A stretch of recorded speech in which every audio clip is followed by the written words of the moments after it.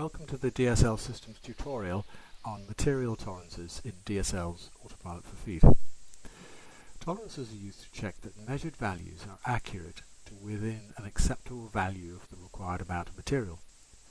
The main areas where tolerances are used in AutoPilot4Feed are weighing set amounts from a feeder into a weigher or a scale, and this would include liquids metering into a batch and weighing into a batching type of fats coater. Secondly, liquids which are added into a continuous process such as a conditioner on a pellet press or extruder line, a molasses mixer and spray type fats coaters. And thirdly, all types of weighing materials by hand.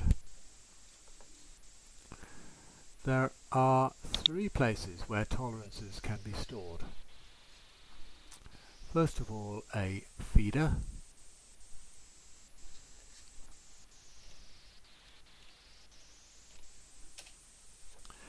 The tolerances are stored up at the top here.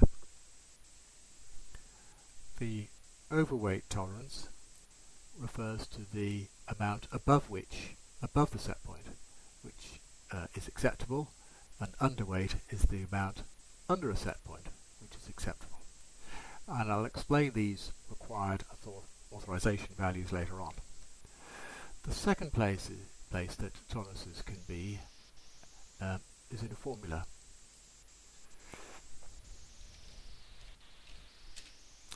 And tolerances are stored here. Values of 0 are just ignored. So if a value, if there's a tolerance of say 1%, and the set point is 100 kgs, then that's equivalent to a tolerance of 1 kg. The third place tolerances can be stored is in the raw material definition.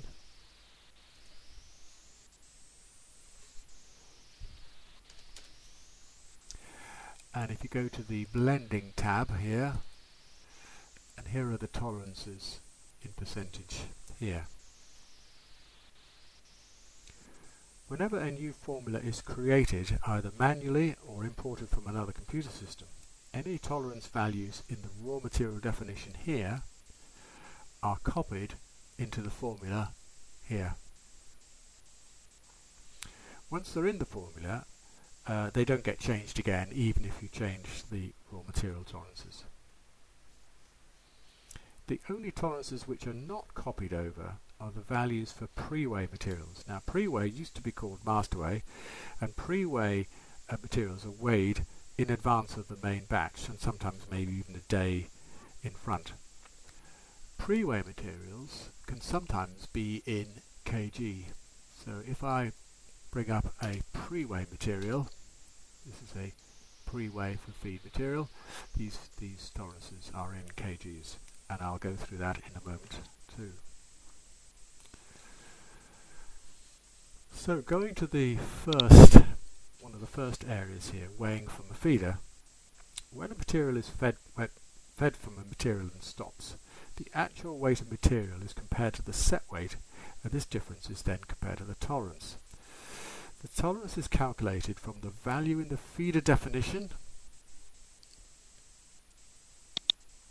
these values here, and from the formula, these values here.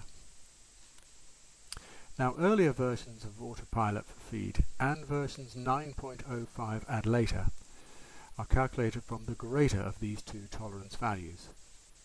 Some versions of AutoPilot4Feed calculate a value from the least of these two values, and if you need to know which method your system uses, please contact support at DSL Systems, preferably by email. If a weighment is under the set amount, then the feeder will jog if jogs are available. Now, jogging means that the feeder will run for a very short set period of time, for example half a second, and only when all jogs are exhausted will an underweight alarm be set. So in this particular feeder, the jog duration is this value here, which is 1/4 of a second, and it will jog 3 times before setting an underweight alarm.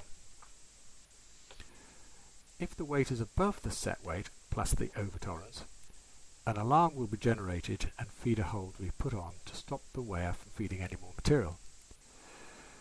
The operator removes this hold to continue. Now, if the weight is outside the tolerance as defined up here requires authorization, providing it's not zero, then there'll be a separate menu option to let the supervisor enable this hold release. Note that these tolerance values, the ones requires authorization, are absolute values and do not refer to the tolerances in the formula. Metering feeders, e.g. metering liquids into a batch in the main mixer or into a weigher, use the same values as above. Going back to our main areas here, the second one, adding liquids into a continuous process. This includes liquids into a conditioner before a pellet press, an extruder, molasses mixer, spray type fats coaters, etc., but not Tatum-Forberg types, which are effectively batch processes. The control system will continuously adjust the rate of liquid addition to ensure that this rate is continuously corrected. However, if the control system cannot adjust the rate, for example, maybe the pump is running at 100%, then the system will alarm after a delay. The tolerance and timer will be defined in a special packet, and if you want to adjust these values, please contact DSL support. The third and final area for tolerances is for hand weighing of materials. Where materials are weighed up as the batch is going through the plant, the program is called PC Handaz. Here's an example where material 1430 is being weighed. The required amount is 6.9 kgs, and so far we've weighed 1.1 kgs. With the bar on the left, this would be 0, and it goes up as the weight is added. Here we are at 1.1 kgs. And the target value of 6.9 kgs is this line here, and the yellow is the tolerance band. So this is the below tolerance, and this is the above tolerance. When hand weighing, the weight must be between the lower and the upper tolerances before the weight can be accepted. For pre-weigh for feed, formerly known as master weigh, these additives are weighed by hand in advance of the batch, perhaps even a day in front. Then the tolerances are taken from the values in the raw material definition and not the formula. And these can be entered as a value as percentage or a set amount in kg. I hope this explains material tolerances.